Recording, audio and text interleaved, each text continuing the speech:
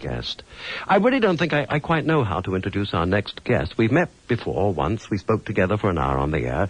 Prior to inviting her into the studio, I had never heard of her or her music. I think I'd heard of her name, but never put it together with the face, the body, the person, the music.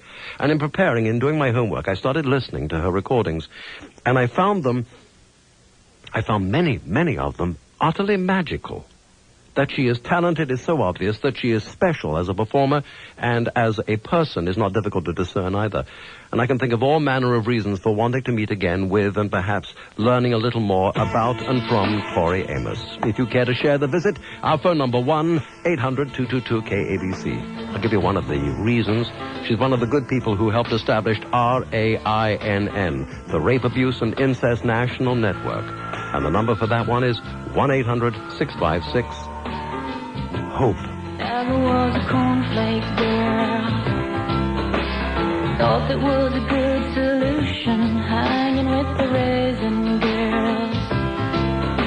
She's gone to the other side, giving us a yo-yo. Tori Amos, I just hugged you, and you seem like somebody who's full of joy and love and passion. Not that I got all that from the hug, but I remember reading that after you were attacked physically, and it wasn't a crime of sex, it's a crime of violence, you said passion, joy, and love were not things that I felt I could have or deserved anymore. That I don't understand. I think after a violent attack, you think it's your fault. In a strange way. I think it's very hard for men to understand. Yeah, terribly. And that's why, unless a man's been through it, but most rape happens to women, I'll say most rape, and that kind of violence. And you, I think, really take on the hatred of your captor. You take it on into yourself, so that you start to hate yourself.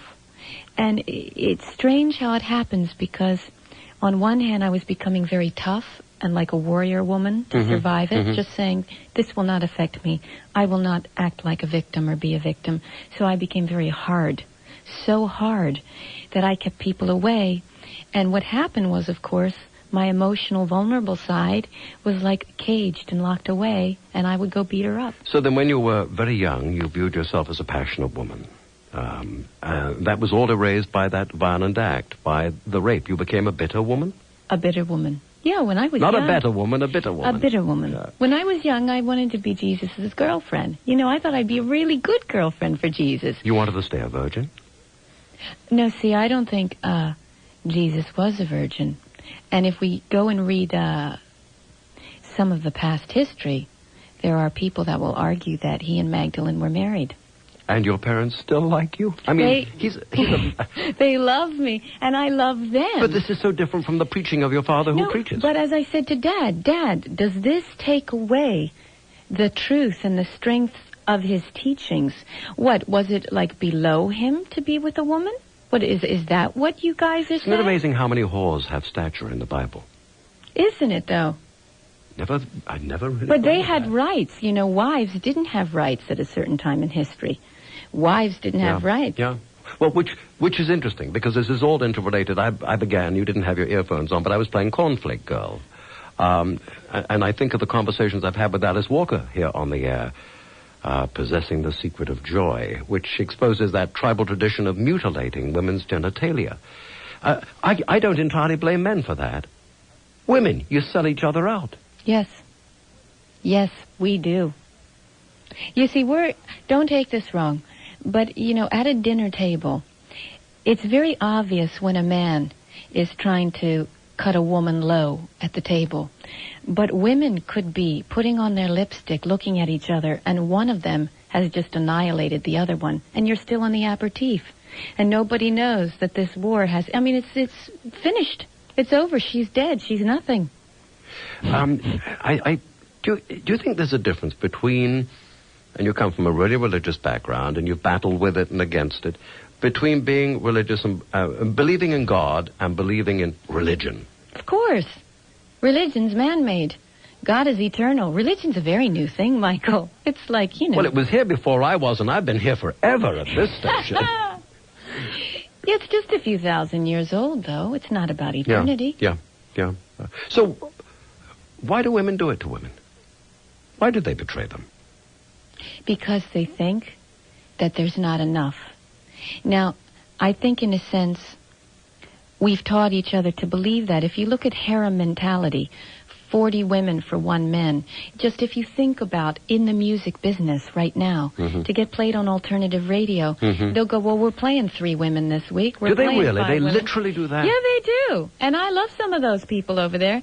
But the point is, in radio, they go, well, we're already playing 3 women. We've had one of them. They've got 60 boys that they're playing. But physically, I want to go back to that harem for a moment. It should be called a harem. I'll tell you why.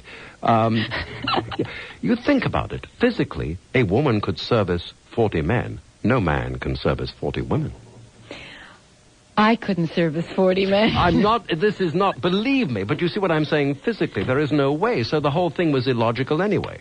Well, I do know that women have this idea that there's not enough to go around. And that's like something we have to get rid of. We have to start supporting each other because it's so competitive in the ladies' room. I mean, there is a world that happens in the ladies' room that guys just are not privy to. Oh, come on. Give me an example. I've never... I know you guys take longer in there because you don't have what we have, stand-up capacity, but you take so much longer. Well... I have missed more overtures. We know exactly that so-and-so is wearing red Shiseido lipstick at this dinner because so-and-so man is here and she never wears red Shiseido lipstick. And you're going, I know that she wants the man I'm with. And I know that she's probably going to get it because that red Shiseido lipstick just looks incredibly delicious on her. Do you know what I envy in women? And this may sound utterly silly, and I've never said it out loud before. If you like her, you can walk down the street and you can hold hands. If you like her, you can say she's pretty. That's if right. you like her, you can hug her. And there ain't nothing wrong with you. You are still, you know what I'm getting at. There's no way at all beside the clasping hug with your bosom buddy, who's a fella, that a guy can do anything demonstrative. You know what I mean? That's sad, isn't it? I suppose it is. But I think that's why, think about it. Rugby? Yeah.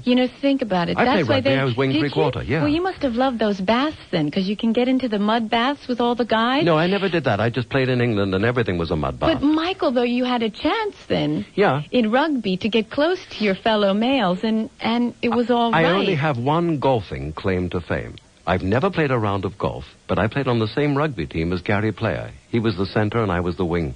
Who's Gary Player? See? That's why women are inferior.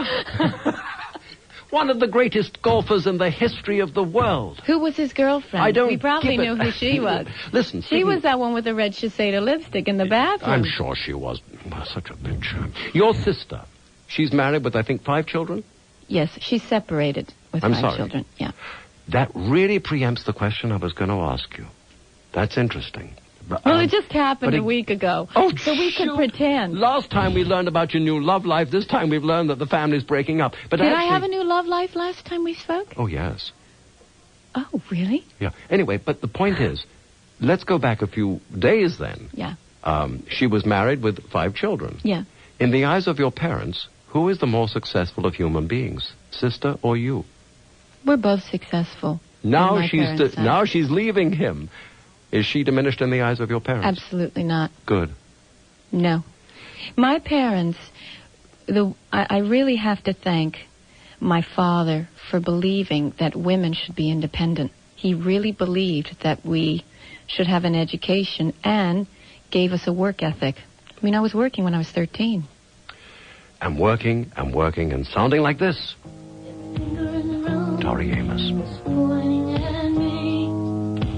I want to spit in the faces. Get afraid of what that could bring. Got a bowling ball in my stomach.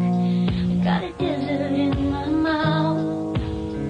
Figures that my courage would choose to sell out now. I've been looking for a savior in these dirty streets. Looking for a savior beneath these dirty sheets.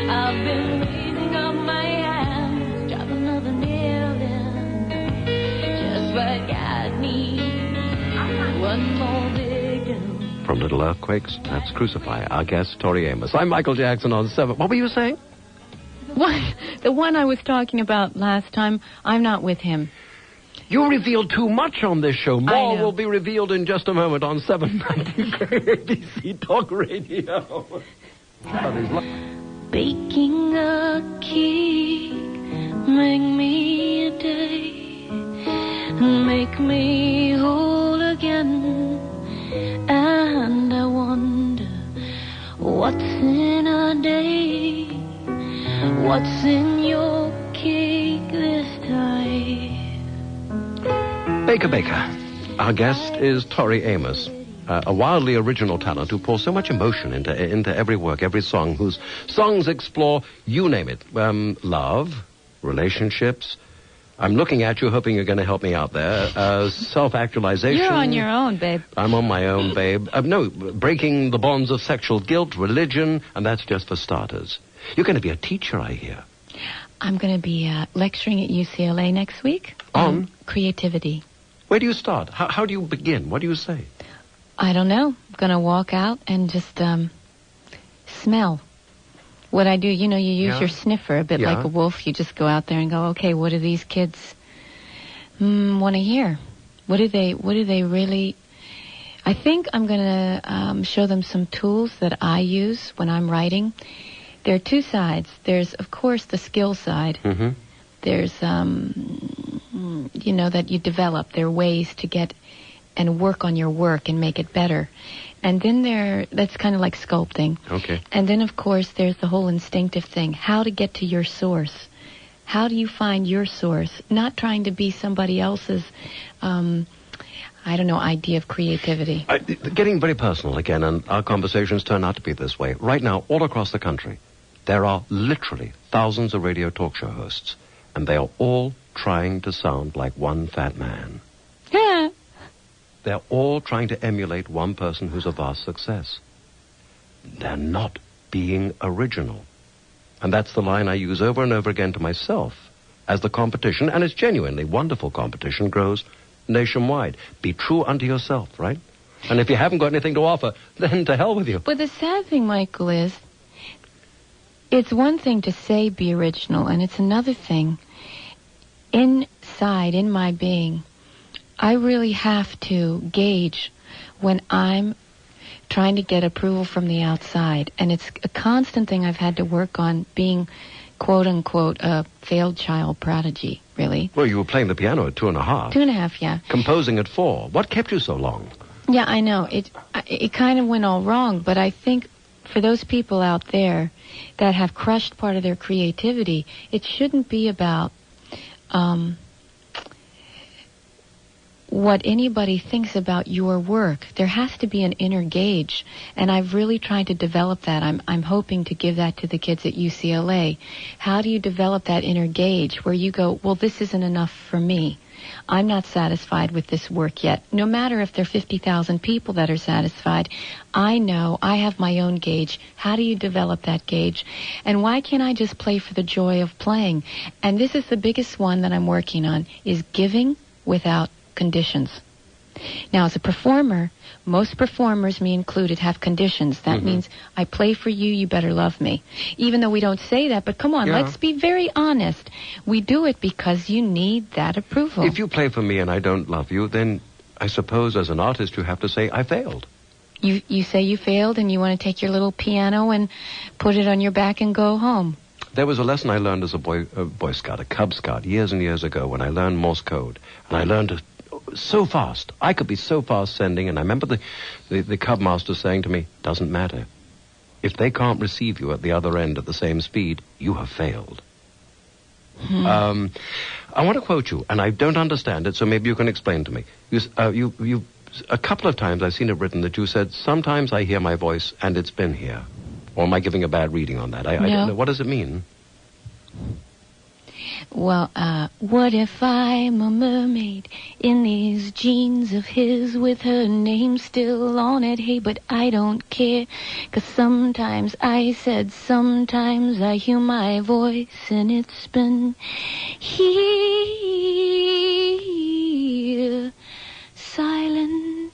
these years.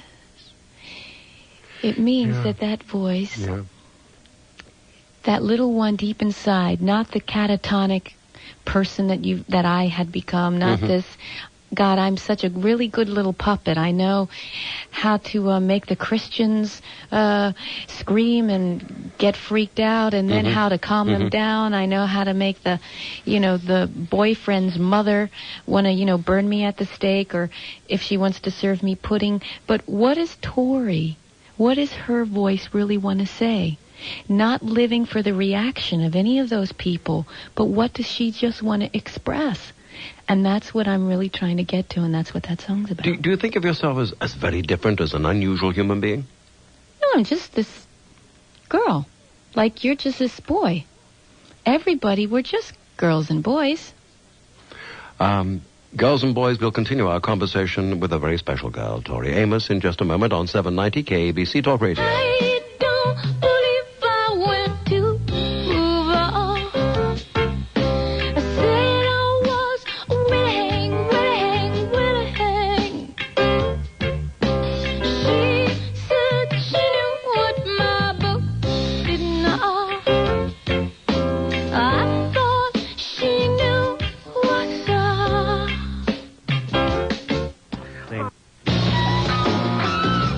Our guest, Tori Amos, a person who knows how to make the listener, at times, I think, uncomfortable. Remember the line in Silent all these years? So you found a girl who thinks really deep thoughts. What's so amazing about really deep thoughts? Boy, you best pray that I bleed real soon. How's that thought for you? Scary? God, sometimes you just don't come through. God, sometimes you just don't come through. You need a woman to look after you. God, sometimes you just don't come through. Tori Amos, you really are scary with some of your lyrics, you know that? Is that your intention? As a songwriter, like we were talking before, yes, there's a craft, there's sculpting. I kind of go, well, I haven't said yet what I really wanted to say. What is this feeling in the pit of my stomach where, and I just can't put it out yet in words. This is more difficult for me, like talking to you today. I'm out of my medium a little bit. When I write a song and I sit down and play, it's really about tapping into this feeling and trying to translate it through song. And I want you to be in the room with me to smell what it's like, to smell that chicken that's kind of like, got a little too much olive oil on it, and it's going to like put 10 pounds on your thighs. And you're just sitting there knowing that this person doesn't want to be there with you or pities you, but kind of likes you but isn't in love with you anymore. And you're trying to get to that feeling. Well, now let me play the role of critic for a moment. You didn't really make it as potentially you could have as a classical artist. Fair comment? No, didn't make it at all. Okay, and you didn't do all that. You didn't do all that well as a metal tart. No, I didn't. Okay. But my plastic snake pants were really good. Oh yeah. It's just that was the best part of the whole act, unfortunately. Okay. So now you're doing what you want to do. Now you're known and heard all over the world. Does it satisfy you? It's funny. Yes. Because I tried to get away from the fact that I was a girl that played the piano because everybody said how nerdy that was. Well, I guess I'm a nerdy girl that plays the piano. And so I kind of say, well, what can I do to challenge this nerdy girl that plays the piano? Because for the next album, what things do I need to go after in myself? What's challenging me right now? Like thought forms. What thoughts? What things am I hiding? What little guys do I have running around in my closet that I'm not looking at?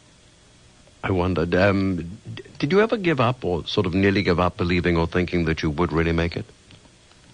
Yeah. But that's the problem, you see. It became about making it, not about making music. That's why I chose that word intentionally. Okay. You were living here, what, a decade ago, here in L.A.? Yeah, was here. What was L.A. like for you? Well, people were a lot nicer then. A lot more musicians who were struggling. It wasn't such a contrived kind of cutthroat thing. I mean, I think we, as musicians, were pretty supportive of each other then. And, you know, you'd go to Retail Slut and you'd buy your little cross and bones and stuff, and you felt like you were making a statement against the Reagan and Bush administration. And one day, this medicine woman said to me, Tori, why don't you say something? Instead of trying to shock people with how tight your pants are. That's really kind of boring. Why don't you say what you're thinking? And why don't you think about what you're thinking? And more importantly, what about what you're really feeling? So I started to go, okay, let's forget about the messages and the ideas that I've taken on and worn like a coat. What do I really feel? And so what made you leave to go and live in London? So you could sound funny like me? Do I sound funny like you? Well, the longer you and I spend together, the more British you sound. Huh. Is that true? I don't know. That means I'm a sponge. That means you take it all in. Somebody told me that you deliver mail. I do deliver mail to the boats. You live near Regent's Park, then near the canal? Yeah, I live near the canal, and all the boats go under my little flat. Yes. And I wave to them. Yes. And then the mail guy comes every day, and I get to go be post girl, and I take, you know, the Kingfisher, it's mail. Yeah. He makes me a cup of tea. It's really cool beans. I can match that story almost. When I first got back to Britain to be a BBC announcer, I landed a game show. We never called them MCs, they were called compares. And I had to put together a panel. And my milkman. Every morning we would sit on the front step and we would talk where they'd deliver a pint of milk. You know, we'd sit and chat, and I thought he was the funniest man I'd ever met. So I put him on the panel, only to discover that he was doing extra work for experience in being a milkman. He was actually the chief cartoonist for Punch magazine. Wow. His name was Gerard Hoffnung. And once a year, he used to have a concert at the Royal Festival Hall. And the concert featured every kind of instrument you can think of, provided it was something like a dustbin or a vacuum cleaner. Yeah. He was absolutely certifiable bonkers. Fantastic. And I think that London has, in part, what it needs. Every city needs certifiable bonkers people. Yeah. Oh, yeah, everywhere. Yeah, that's why, though, I go there to get inspired in a way. I can almost see America better, and I can smell the South. You know, I can smell those biscuits in the oven from my grandmother. I can remember things when I'm in England. There's something so, present? I feel really present when I'm there. I don't know what it is, but the people, they're about being there with you in that moment, and I love that. Being here with us in that moment, I'm delighted to say we have Tori Amos with us. Let's play a pretty good year. Tears on the sleeve of a man. Don't wanna be a boy today. I heard the eternal footman bought himself a bike to race. And Greggy writes letters and burns his CDs. They say you were something in those formative years. Well, hold on to nothing as fast as you can. Well, Got a question. We'll pursue it in just a moment. You ever want to be a boy? You know it. Okay. Tori Amos, very much woman and girl. Our phone number, 1-800-222-KABC. 790 KABC Talk Radio time. It's 10:44. With us is Tori Amos. I'm Michael Jackson. When we left, you had just admitted publicly that you would like to have been a boy. Sometimes, always, from time to time? Oh, from time to time, I think. I mean, the 12 disciples, the Knights of the Round Table, Why do the they Pope. all sit on one side of the table for that photograph? I've never understood. Where are the chicks? That's what I want to know. Where the chicks? You realize there is a legend of Pope Joan, a pope being a woman, and that's why when a pope is what do they say? Inducted? Is Yes, that the proper yes. word? They reach underneath. There's a hole in the seat and make sure he has balls. They grab his balls to make sure he has balls. Because there is Yes. a legend of Pope Joan. Now, this is what... I and think that's a legend, too. but you know, Yes. the whole thing is bleeding, right? Yeah. For 2 seconds. Oh, I brought You- that up before, yes. Yeah, you haven't really been taught as a girl that it's a sacred thing. You're not taught. This is power. The blood. This is creativity. This is part of sacredness. You're taught, ooh, gross. Yeah, of course we Go are. away. So what I'm saying is you're not taught that being a girl is this magical, powerful experience. So you were taught the powerful experiences are with the boys. Tori, you didn't say boy before the break. You said man. But I think one of the nice things about being a man is that you can still be a boy. Are women still girls? Yeah, it's a balance. There's a balance there. Yeah. Sure. So you were playing the keyboards at 2. You were composing at 4. What's the best you've written?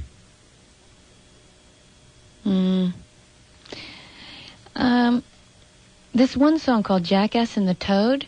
Jackass and the Toad? Yeah. I was 9. And I don't really think I topped that because Jackass and the... You don't remember it by any chance? the Jackass, yeah. Would you? 'Cause I'm walking down the road with a jackass and a toad. Sometimes I'm a frog. I told him that day. I told him that day. And he quickly ran away. Now I'm walking down the road with a jackass and a toad. I adore that. It's simple and sweet. And I can picture the little girl with the freckles running. Were you freckle-faced? No. But it's a nice illusion. Go on. Okay. But you grew up listening to the Nat King Coles of the world and the Jimi Hendrix and the John Lennon and Fats Waller. Yes, and Zeppelin. We can't forget Robert and that pelvis. You just can't. Ow. Yeah, really? But you didn't mention any women as an influence. No, loads of women. Judy Garland, Janis Joplin, Laura Nyro, My Joni wife's Mitchell. favorite story about Judy Garland, the first time she ever went to see her, was the Hollywood Bowl. And it was pouring with rain, but the audience stayed because they adored her, and they tried to light candles, but the rain kept putting it out. And she came on the stage in the rain, and as she began to sing Somewhere Over the Rainbow, it stopped. Do you think you have magic on stage? I think sometimes I tap into it, and sometimes I don't. It kind of comes down to if I can get myself out of the way so that I can tap into it, then I do. When it comes down to how's it going, Yeah. are we having a good concert, then I lose it. When it's about, like I told you, giving without conditions, so that you're just giving the gift of song, I feel it in my bones, and I'm just letting it come out. Then plop, there it is. Here's a little plop. This is Tori Amos. Remember this one, Tear in My Heart.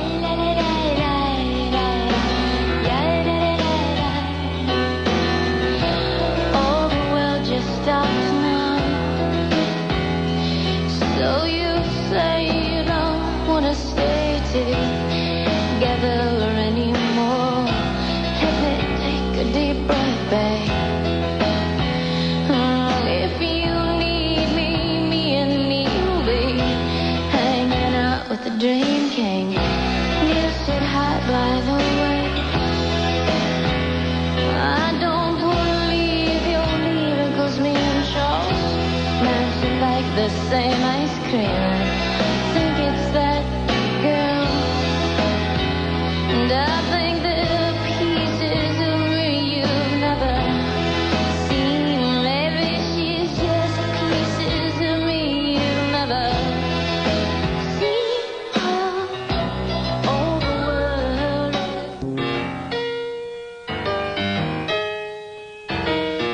Got the real thing. But she sings about everything like the Happy Phantom. And if I die today, I'll be the happy phantom. And I'll go chasing the nuns out in the yard. And I'll run naked through the street without my mask on. And I will never need umbrellas in the rain. Our guest is Tori Amos, who makes an hour fly. When I knew you were coming in this morning, I looked up some old stories about you, and I remember a Los Angeles Times headline. I remember it because I tore it out. It described you as brazen, poetic, precious, and profane. Now, that's a little oxymoronic. I mean, there are some contradictions there, or maybe it's accurate, and you simply are a very complex person. What do you think? I think those people think too hard. You know, it's like, yes. Give it a rest. And all I'm doing is doing what I do. Yeah, I mean, you know, I think all of us have different sides. It just depends which day, you know, we're talking to each other. I don't know. I think your work speaks for itself. I really do. By the way, with your work speaking for itself, I want you to put those earphones on. Oh. I want to take a call. Anne-Marie, good morning. Good morning. Yes, ma'am. I couldn't believe it. I turned my radio on at 10:30 and heard your guest, and I was floored. I heard you, Tori Amos, on David Letterman's show a few years back. And when I heard you, it was that song you sing where your mother's standing there in the tight dress, and now it's your turn to stand where I stand. You were playing the piano. Well, anyway, I didn't know what the like sum total of your album was about, but I went out right away and bought it. And I was dealing with issues of molestation and all that, and I heard, or I guess I have to say I related to a lot of the songs in your album, and I successfully worked through my issues. But anyway, me and my kids have all become addicted to both your albums that we have. I've had to make copies for them so they can play it on their own. I hope no one's listening. I don't want to get in trouble. But so they can play it on their own tape players. Great. And I'm just really glad to get the opportunity to say thank you for making the music and writing the lyrics that you've written. Thank you very much. Thanks, Anne-Marie. Bye, Anne-Marie. See, people love you. How does the rape line work, the hotline? You call the number, and hopefully you don't have to wait too long. And we're trying to work out the kinks in that, because sometimes you don't get as quickly to a counselor as we'd like. But we're trying to get it so that you get to talk to a counselor, because a lot of these people need to talk immediately. But there is a counselor on the other end to talk about not being a victim, to take it to the next level of survivors of rape, not victims of rape. And that's the big phrase here that we're... How long did it take you personally to change from victim to survivor? 10 years. But I had no help. I didn't reach for help. I take responsibility for that. And it wasn't an intelligent one, but I turned to my music. Mm-hmm. So I did what I needed to do at the time, and I don't think I would have written the things I did.